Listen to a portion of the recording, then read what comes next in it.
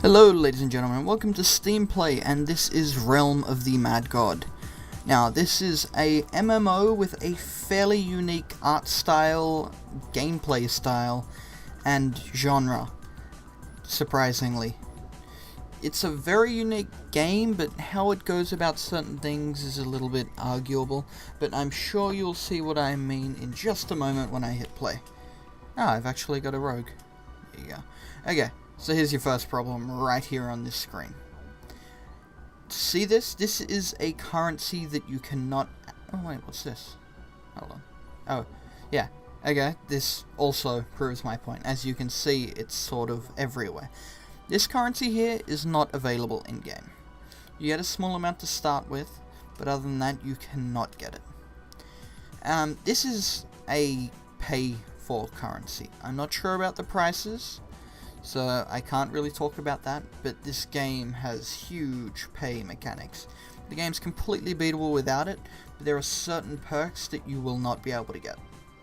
For example, more storage space, or access to certain dungeons.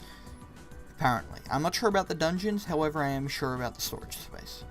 Anyway, apparently I have a rogue here, so we'll play this and give him a go. No, I don't want to buy this. So as you can see, on the right side, you have your... Oh yeah, here we go.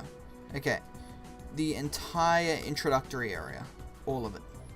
All of this area, this is all actual money stuff. Like, literally everything here. As you can see, down in the bottom right, if you hover over it, it's all selling for gold. And, oh wait, here we go. Buy. We'll see how much it is. Okay, in reality it's not overly expensive, I guess. Oh, wait a second. Tier 12. Okay, yeah, so it's not too bad. Okay, never mind. Apparently I'm just talking out of my ass. But yeah, it does have a fairly large pay-to-win mechanic. Anyway, either way, that's not important right now. What we're going to show off is the gameplay.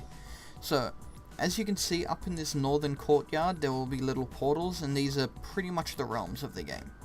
Medusa, Cyclops, they're just named after different things, and I believe they all actually have different bosses at the end. So I think we will go to Cyclops, because it's reasonably populated, but not overly populated. I really wish I could zoom out some more. Oh, I know why this looks weird. Okay. This game actually is meant to be played in, like, a square window. Oh, potion. Give me this. Okay, so, you know, it's an RPG, it's got your standard RPG mechanics. However, the gimmick of it is that it is also a bullet hell. Meaning that every shot in the game is avoidable, and you actually need to aim all of your own shots. And there is also a fairly large class system and whatnot. Give me this. So yeah, as you can see, it's a bullet hell. That's it. It's an 8-bit. Oh, here we go. And also, killing monsters gives you a chance to spawn random dungeons, but that's neither here nor there at this point, really. So as you can probably hear, the game does actually have a fairly nice soundtrack. It gets a bit repetitive after a while, but it suits the theme of the game for the most part. It's very, you know, fast-paced, much like the game itself is. To be honest, I don't really know too much what to talk about this game. It's really sort of what you see is what you get kind of deal. It's a bullet hell game, and that's about it. It doesn't really have any unique gimmicks other than the fact that it's, you know, multiplayer. Give me another Thunder Katana. I mean, it's fun. It's good for killing a few hours, but after a while it just starts to get a bit dull, and progression in the game generally takes a long time. If I remember correctly... Oh no, wait, it does have level progression, never mind. I was going to say I thought it was only gear progression, but no, there is also a level progression, as you can see over on the right. There is also a character... You know what? In fact, I am just going to flat out go and get myself killed so I can show off the character progression model in the game as well. which I believe is free to play. However, it does have, free to do, but it has pay aspects to it, like optional pay aspects. Also, I'm a lot higher level than this dungeon, so it is actually taking a while to die. But there we go. Look at that, I earned 2 fame. Isn't that fantastic? Hey, look at that, I scored 21st. Yay. Behind the guy with, 103,000 points. Either way, new character. So, as you can see, here you have all of the different classes. You got the wizard, the archer, the rogue, the priest, the warrior, the huntress, the necro, the assassin, the paladin, the knight, the mystic, the trickster, the sorcerer, and the ninja. However, after these initial ones, which you unlock just by beating the one before it, you will need to actually do special challenges to get the other ones. As you can see, for the knight, you need to have 20 warrior, 20 knight, 20 priest, 20 rogue, 20 wizard, 20 priest, and that's actually the entire reason I was playing the rogue, if I remember correctly. Oh no, wait, 20 wizard, 20 priest. Oh, okay. But yeah, this is the level progression, and if you actually click on someone, you'll see that there are actual additional skins and stuff. I don't think they actually give you any bonus, besides just, looking different. But each class has them, so it's nothing new for each one. The art aspect is pretty cool. I mean, there's lots of variety and stuff. Gentleman. Slime wizard. But yeah, each class does actually play a little bit differently, and if I remember correctly, each class does actually have a special gimmick to them. Oh yeah, also some skins are only available by paying. So yeah, it's a shame, but it happens. It's a free-to-play game, and to be fair, the devs do actually have to make money somehow. Oh yeah, here we go, fire spray spell. How do I do this? Is it spacebar? Yep, there you go. So if you hit spacebar, you will use your mana to actually use a secret spell, which in the wizard's case is the weird little firestorm thing. Okay, so I am pretty much going to run up here to die to show you another mechanic of the game. The further you get from the beaches, the stronger the enemies get. Like right now, we're fighting slimes and small insects and weak guys. But eventually, if you go far enough out, you enter this place called, I believe it's God's Land or something. Don't quote me on that, but no, yeah, see, look, there's a big sumo. They're a bit annoying.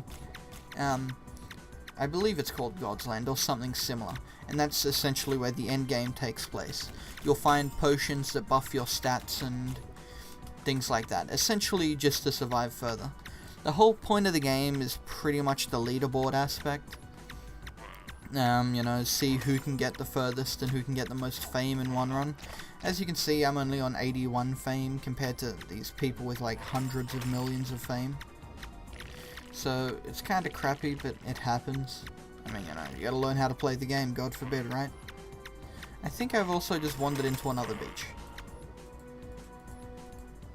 Either that or I'm in some sort of desert. Oh, hello there. There's another person here. Jigarden. He's a level 20, yeah. Also, as you can see in the bottom left, there is a chat feature, and you will actually hear things from Oryx, who is the Mad God, whose realm we are in, and, is sort of the game's namesake.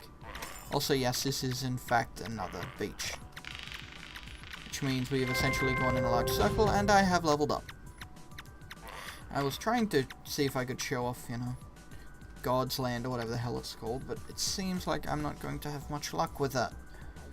But it doesn't matter too much. I'm sure you get the basics, It's a bullet hell game. You walk around, you hit stuff, you don't get hit. And because it's an RPG, there are slight grinding aspects, but they're not really too noticeable, and, I mean, sometimes getting gear can be a little bit annoying, seeing as you can actually get gear from other classes, for other classes as well. So, you might be playing a wizard, yet you get a necromancer.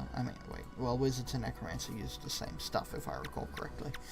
But you might be a wizard and you get a warrior sword or something, which means you can't equip it. There is, however, a storage option in the game. Oh yeah, here we go, Nexus. Hey, that's another big thing in the game. Pretty much you have a GTFO key. if you hit tab at any time, you will warp back to the Nexus. Which means if you're about to die and you don't have any potions or something, you can just get out very quickly. And that was a weird little bit of lag. There's a pet system.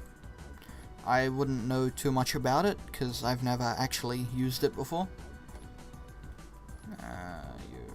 Info. Pets. You're back. You're God Oryx. You can even learn my two companions. How do you get them? Okay, apparently it won't tell me how to get the pets. Never mind, that's sorta pointless. Okay. Either way, what I wanted to go into to show off was the vault. And this is your storage in the game. These are gift chests, so pretty much whenever there's an event or something, this is where the items will go. You can change your skin in-game. And these are all of the chests. However, you only start with one. So, yeah. That's not really good. Like, you can unlock all of these, but they are 500 each. Which means that they are, what was it again? $5 each? So yeah, each one of these chests, which is an extra 8 inventory slots essentially, is going to set you back another $5. Which is sort of shitty, because, I mean, with the whole thing about the game is you'll get gear as one character, which you can use on another character, which will make it easier to play them. However, you can't really do that if you only have one chest because of the insanely limited capacity. I mean, you know, I could have filled this up with so much more crap. As you can see, I've got some tier 6, well, one tier 6ing in here. But it's sort of hard just because of that aspect of the game. The whole point is you need to trade gear between characters to get further. And because, say, there's a class you want to unlock, but you don't like playing one of its prerequisite classes. If you have higher gear for that class, it'll be easier to level up, which means it'll be easier to reach all the goals and whatnot for the class. Which pretty much means you need stash space, which means you will more than likely either need to micromanage a lot or buy more items. But, I mean, the whole thing is, at face value, the game is good. I mean, you know, it's a lot of fun, it's great for killing some time. But once you get further into the game and you start actually needing to use these things, essentially, you know, getting into the meta game, I guess, you will need to actually start taking advantage of these sort of services, and a lot of them will be blocked off to you unless you're willing to pay real money. Which is unfortunate. The game, yeah. So pretty much that's what I don't like about the game. The fact that it's, in an aspect, pay to win. I'm not sure if... Okay, it's hard to word it. It's not pay to win, it's pay for convenience, I guess. I mean, they could have made all of this very easily accessible to normal people, but they didn't. For the sake of having people pay for convenience. And I guess that's more so what I'm getting at. What I like about the game is unique, the art style is pretty good, it's not very intensive, so if you don't have a, you know, super duper powerful machine, you will still be able to play it regardless. And it is free to play.